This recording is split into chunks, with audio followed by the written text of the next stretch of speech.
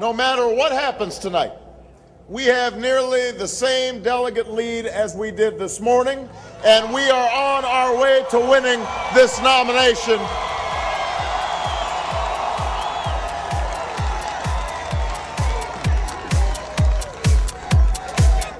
Sí se puede.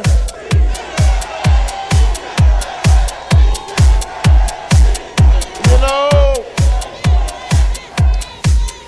decades ago, as a community organizer, I learned that the real work of democracy begins far from the closed doors and marbled halls of Washington. It begins on street corners and front porches, in living rooms and meeting halls, with ordinary Americans who see the world as it is and realize that we have within our power to remake the world as it should be.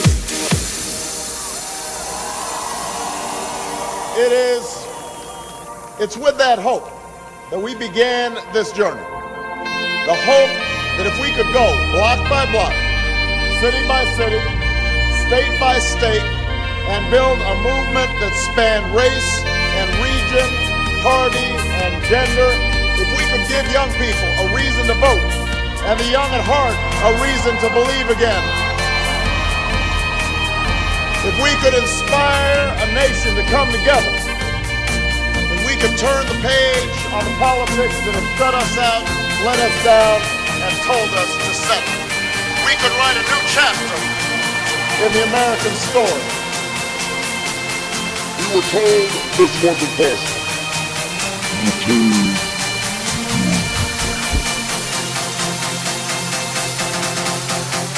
We were just being naive. We couldn't really change the world as it is. But then a few people in Iowa stood up and said, yes, we can.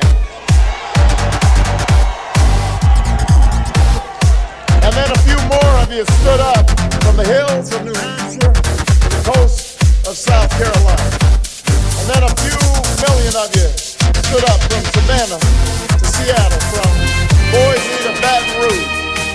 And tonight, because of you, because of a movement you built that stretches from Vermont's Green Mountains to the streets of San Antonio, we can stand up. We can stand up with confidence and clarity to say that we are turning the page and we are ready to write the next great chapter in America's story.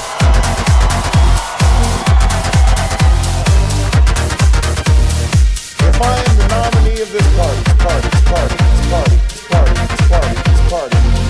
I will not allow us to be distracted by the same politics that seeks to divide us with false charges and meaningless labels. In this campaign, we will not stand for the politics that uses religion as a wedge and patriotism as a bludgeon.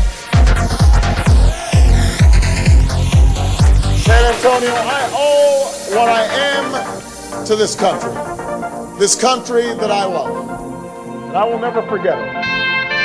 Where else could a young man who grew up herding goats in Kenya get the chance to fulfill his dream of a college education? Where else could he marry a white girl from Kansas whose parents survived war and a Great Depression to find opportunity out west? Where else could they have a child who would one day have the chance to run for the highest office in the greatest nation?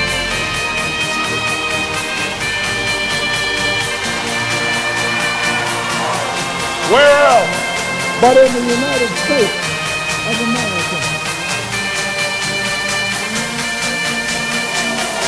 It is now my hope and our task to set this country on a course that will keep this country on a course, this country on a course that will keep this promise alive in the 21st century.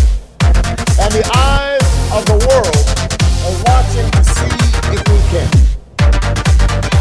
You know, there's a young man on my campaign whose grandfather lives in Uganda.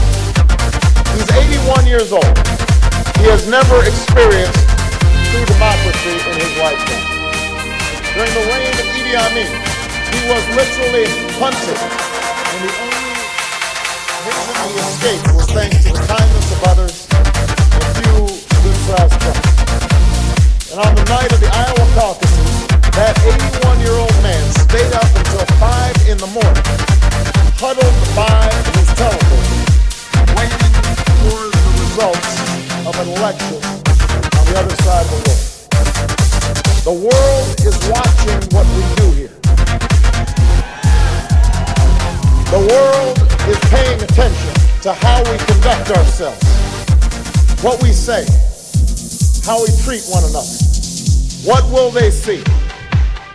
What will we tell them? What will we show them? Can we come together across party and region, race and religion to restore prosperity and opportunity as the birthright of every American? Can we lead the community of nations in taking on the common threats of the 21st century, terrorism and climate change, genocide and disease? Can we send a message to all those weary travelers beyond our shores who long to be free from fear and want that the United States of America is and always will be the last best hope on earth? We say, we hope, we believe, we hope, we believe, we hope, we believe, we hope, we believe. Yes, we can. Thank you, San Antonio. God bless you. God bless America. I appreciate you.